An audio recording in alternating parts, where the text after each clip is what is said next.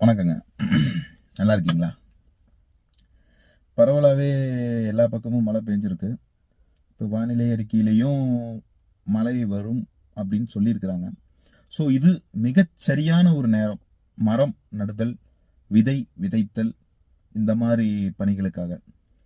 நம்ம ஒரு மரம் வச்சாலோ விதை விதைச்சாலோ எனக்கு என்னங்க பயன் அப்படின்னு நம்ம நினைக்கிறோம்.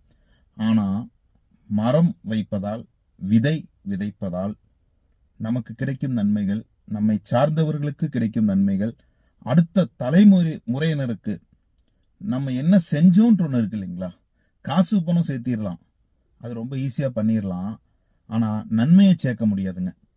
ஒரு மரம் வச்சிங்கன்னா அந்த ஒரு மரத்தில் லட்சக்கணக்கான நுண்ணுயிர்கள் வாழும், ஆயிரக்கணக்கான பூச்சிப்புழுவுகள் வாழும், நூற்றுக்கணக்கான பறவைகள் வாழும். அது மட்டும் இல்லைங்க, பல கோடி மதிப்புள்ள மனித உயிர்களுக்கு தேவையான ஆக்சிஜனை அந்த மரம் இலவசமா தருதுங்க. அதனால இந்த மரத்துடைய நன்மை நமக்கு தெரிய மாட்டேங்குது, அருமை புரிய மாட்டேங்குது.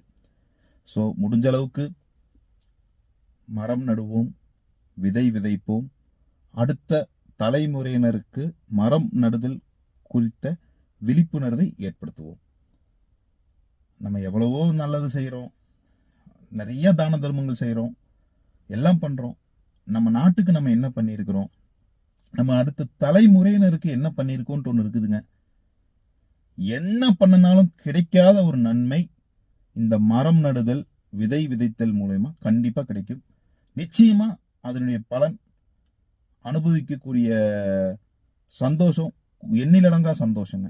ஒரு மரம் நம்ம வச்சுக்கோம், அந்த நிழல்ல நின்று பாருங்க, நான் வச்ச மரம், அப்பா நான் வச்ச மரத்தோட நிழல்ல நான் நிற்கிறேன்டா, அது ஒரு பெரிய ஒரு சந்தோஷங்க. அதை அனுபவிச்சவங்களுக்கு மட்டும்தான் தெரியும். நான் அனுபவிச்சிருக்கிறேன். ஸோ மரம் நடுவோம், சுவாசத்தை காப்போம். மரம் நடுவோம், மனிதத்தை காப்போம்.